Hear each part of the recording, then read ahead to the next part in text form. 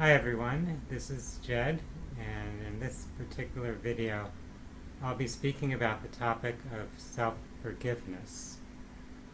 This is a subject that I've covered before, and I want to go a little bit deeper into it because it's a somewhat complex and challenging topic, even though on another level it's actually quite simple.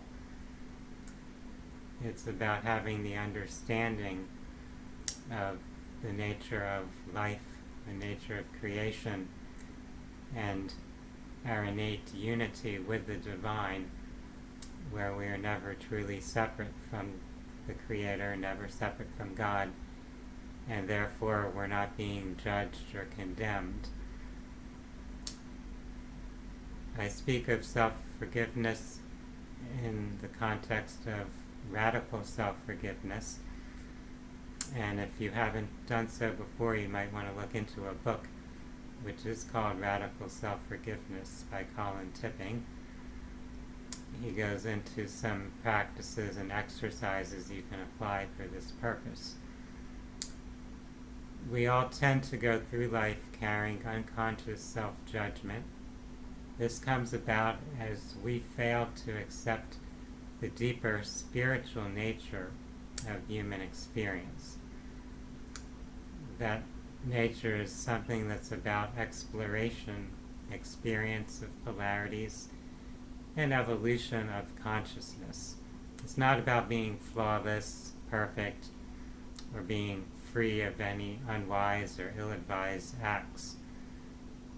When we resist, regret, or reject parts of ourself or of our life, then we become fragmented and our energy gets drained by maintaining efforts to avoid our shadow. We disown those vital aspects of ourselves and carry fear and shame that others, or that God, will perceive those aspects that we are judging and condemning within ourselves. Since nothing is destined to remain forever hidden, those shadow aspects will unconsciously influence us and our lives until we face, embrace, and integrate them. So this takes some self-reflection, some willingness to look at any aspect of our life without the reflexive need to judge it or condemn it, to compare ourselves to some internal or external standard of how we should, quote-unquote, be. It's really about accepting ourselves and accepting the journey, accepting that life is this evolutionary path. It's not about winning a contest. It's not about being better than someone else or less than someone else. It's not about passing a test per se. It's really about evolving our awareness, about gaining experience and continually shifting our perspective, our understanding of ourself. So when we find that we're feeling lack of self-worth or feeling negative, critical feelings or having those thoughts about ourselves, we can pause and shift our perspective to look at things more from this spiritual perspective, where we are really just a part of an infinite creative consciousness. We're eternal beings, so regardless of what happened in the past, you are continuing to evolve. You're not that same person. You're not going to continue to be the person that you are today. You're meant to transform. So why would you want to condemn yourself for a self that isn't even here existing in the present?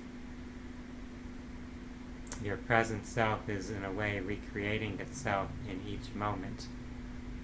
Now it may be using memories or its attachment to the information carried from past experiences to define the self, to create this sense of who you are in the moment, that's really very illusory.